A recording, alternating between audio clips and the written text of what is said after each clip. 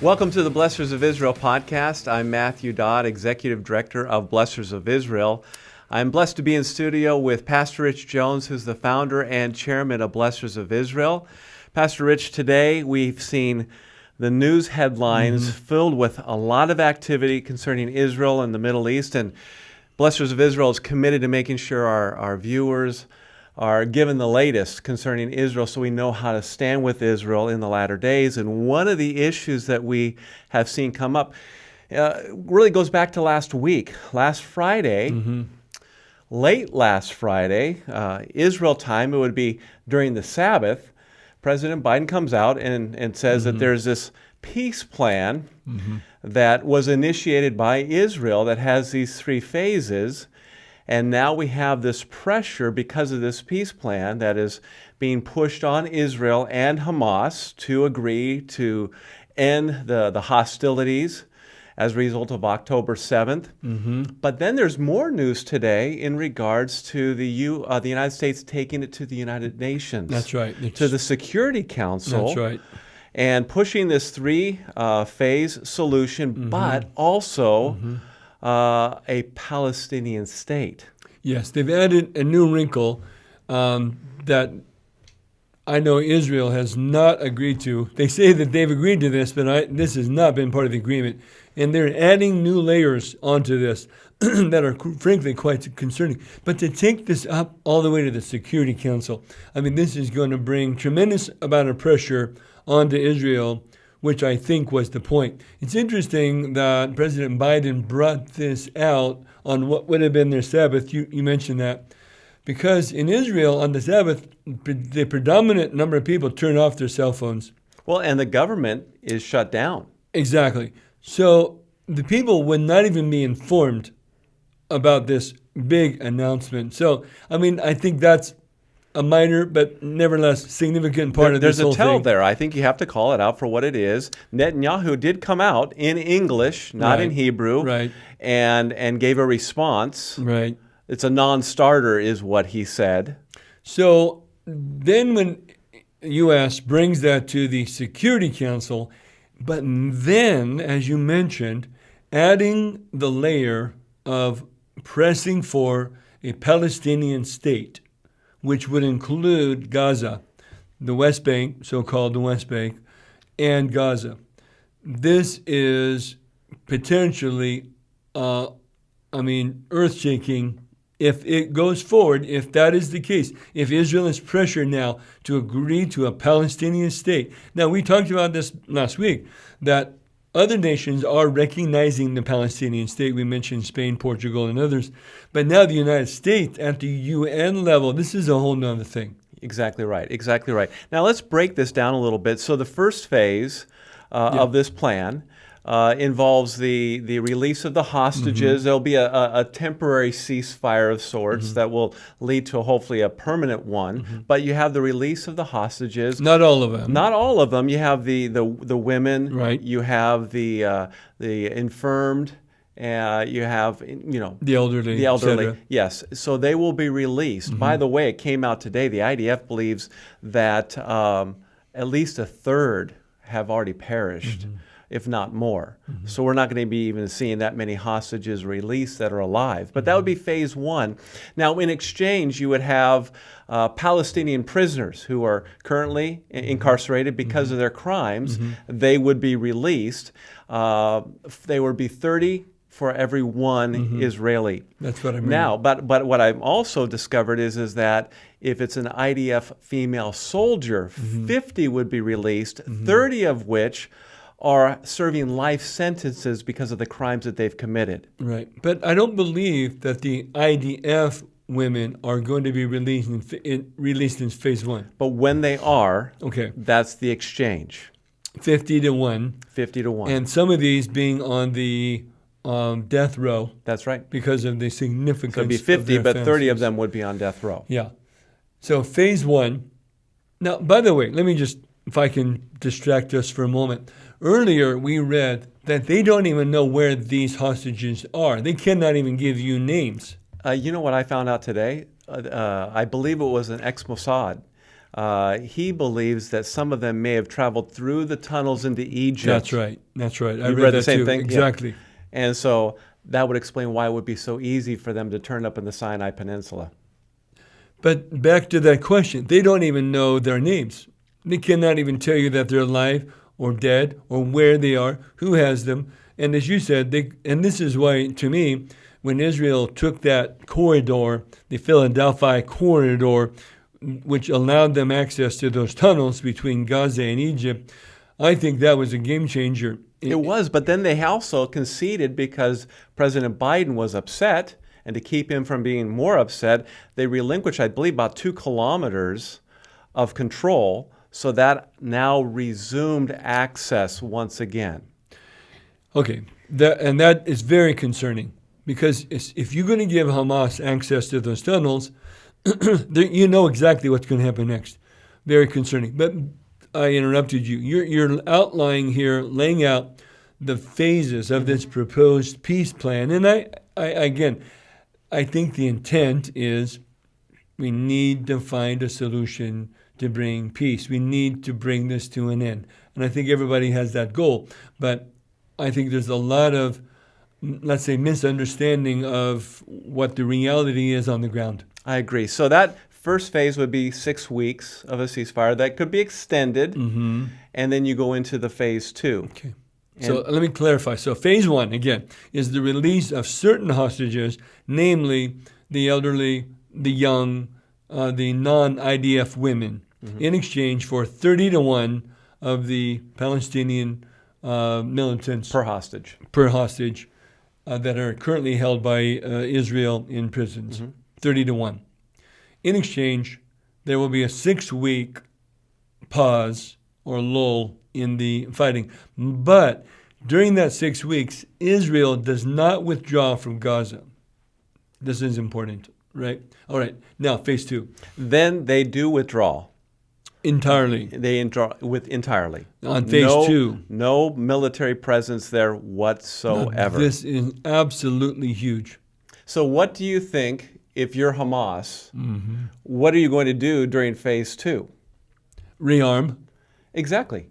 Rebuild, right. Rearm. And oh, by the way, one other wrinkle that came out is that the manager of Hamas, of the Gaza Strip, is going to be Qatar and Egypt. So they're going to be the ones who ensure that Hamas minds their P's and Q's. Right. Now, do you think that there might be any issue with Egypt or Qatar managing Hamas and making sure they're keeping the terms of the ceasefire? Well, is there anything in recent history that would give us cause for concern? Well, when you take a look at, for example, history, and a lot of this history, I think a lot of our listeners are not aware, because you have to go back some years. But let's start, for example, in the Sinai Peninsula in the 50s, and again, there was a lot of animosity, fighting back and forth between Egypt and Israel in those days. So, at more than one point, the United Nations put an international force as a buffer to keep Israel at bay from attacking Israel. And at one point, Egypt simply said, yeah, we want to attack Israel. United Nations, withdraw your forces. And they did. They just removed their forces and they proceeded to attack. So what is the point of an international force if they can just be withdrawn with a simple call of the phone? I couldn't agree more, but also recent revelation about Egypt literally empowering Hamas to do what they've done with those tunnels that have come from Gaza into Egypt. Now, they're denying, of course, that they were don't implicate us, right? We weren't involved in it. But it's clear that they are, at least to what level. We don't know quite. We need to take a stroll through the neighborhood of honesty here. Okay. Got to call it like we see it. All right, that's true. Right? And so when you see these tunnels coming in into Egypt, and this is their sovereign territory. Right. And they have been reporting over the last decade that they've been dismantling these tunnels, and there they are. At the same time, we cannot let any Palestinians into Egyptian territory because we got to maintain this pressure on Israel for a two-state solution. So back to this, phase 2. So phase 2 is the withdrawal of all IDF forces in the Gaza Strip. And then somehow, in the middle of all this, Hamas is going to step aside and say, we're no longer going to have any type of political power or governing power or military power. We're going to relinquish that as well. Now, Hamas has been stating all along that is a non-starter for them, that they are not going to agree to relinquish control over the Gaza Strip. Now, have we heard from Hamas at all on this? I think we have, from the top on down. And yet, nevertheless, and this gets back to the frustration that I have, and I think many of our viewers have, is why are we looking at the same facts and our leaders are coming to different conclusions here? Well, and again, I think the reality on the ground is the question, and can they pressure Hamas into this?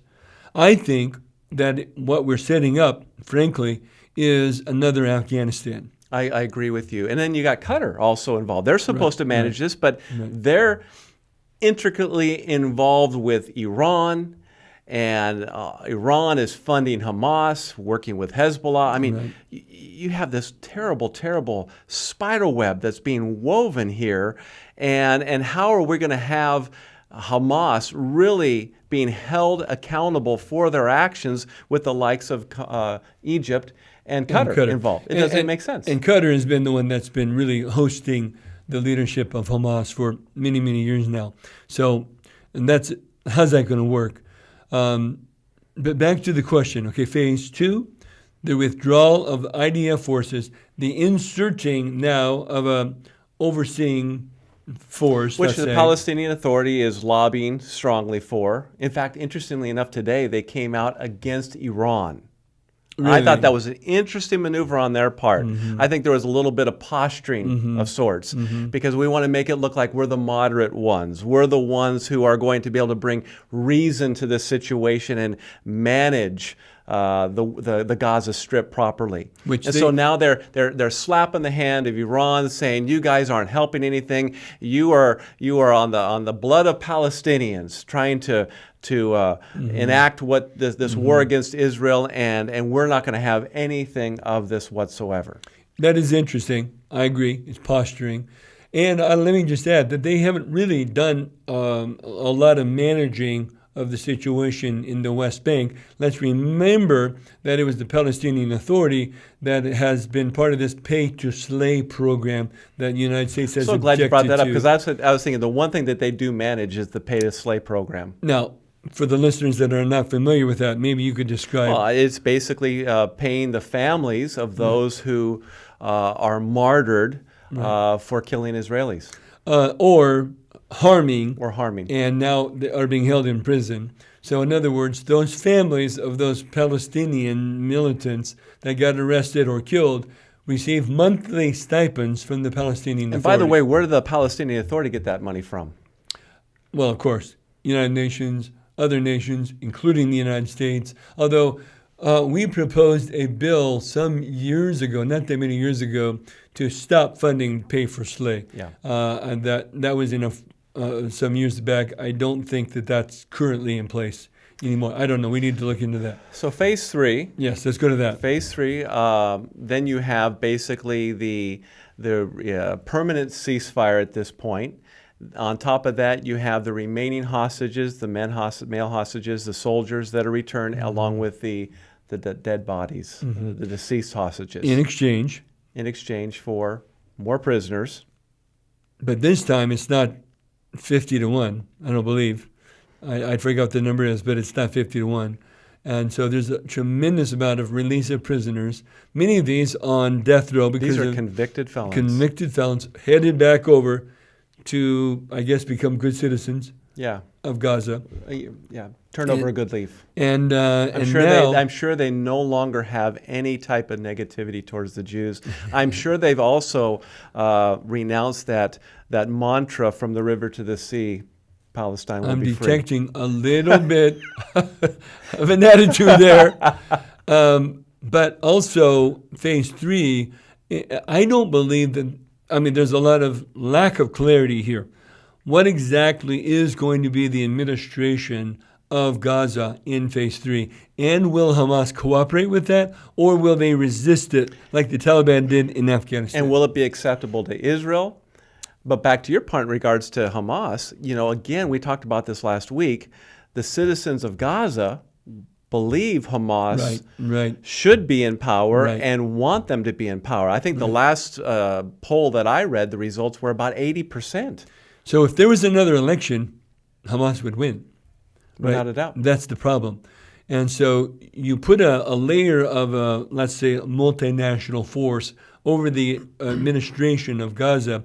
How long before Hamas starts to use guerrilla warfare against? They've got caches of armament all through Gaza. Exactly right. And that just brings me back to the British Mandate. Mm-hmm. And you know that. You're very well versed in the British Mandate. But in particular, why Great Britain stepped back and said, we're no longer going to be involved. United Nations, you take this over now. And I think this would be good for us to see, because I think things are getting teed up so that we have history repeating itself. Even though years have passed and there are different actors, there's still a kernel, a root that is still present within the Middle East. Oh, absolutely. I think there's a little difference in the sense that the British Mandate was overseeing the supposed coexistence of the Arabs and the Jews in that conflict, is that the Arabs and the Jews were living on the same lands. And now the situation in Gaza is that the Jews have withdrawn and will continue to, even the IDF will withdraw, but now you have a multinational force over just the Arabs, the Palestinian Arabs, the Gazans that live in that area. So how is this going to work then? Well, Hamas is going to still be there in force with arms, and they're going to resist. And I tell you, it's going to be just like Afghanistan all over again. So it will be repeating itself. But this time, and here's the big difference, at that UN resolution, it's the Palestinian statehood. That's the big thing here. That could change the world dynamics. It really does, because it's going to force Israel to concede. They're going to be in a position of weakness, and they're going to be in a position of isolation, where it will literally be the world against Israel. Right. So in many ways, again, we're seeing what the Bible has predicted, has prophesied over and over again, the isolation of Israel as we see the day for Christ's return drawing near. That's right. And so we have to be watching. Jesus said the same. Watch and pray. Do not be afraid. All of this is part of what God is revealing in His Word. We need to particularly stand for Israel in our prayers, because right now, with this new move, there's going to be a lot of pressure again against Israel, and we need to be very, very thoughtful, be watchful, stay in tune to this podcast, because we are going to continue to update. This is going to be an ongoing, critical moment in history, biblically and spiritually. Amen. I could agree with you more. Well, thank you so much for joining us today. I'd like to encourage you to visit our website. There, as Pastor Rich mentioned a moment ago, you're going to see original articles, the latest curated news concerning Israel and the Middle East. To get to our website, just go to www.blessors.org. That's Blessors with an ORS.org. Also, like to encourage you to subscribe to this channel that you're watching this podcast on, and make sure you like this podcast as well. We're on YouTube, we're on Rumble, Spotify, and Apple Podcasts. You can also follow us on Facebook, Getter, and X, formerly Twitter. We encourage you to be in prayer for Blessors of Israel, and we also would appreciate your partnership financially as we build this new important ministry. Remember, those who bless Israel will be blessed. Shalom, shalom.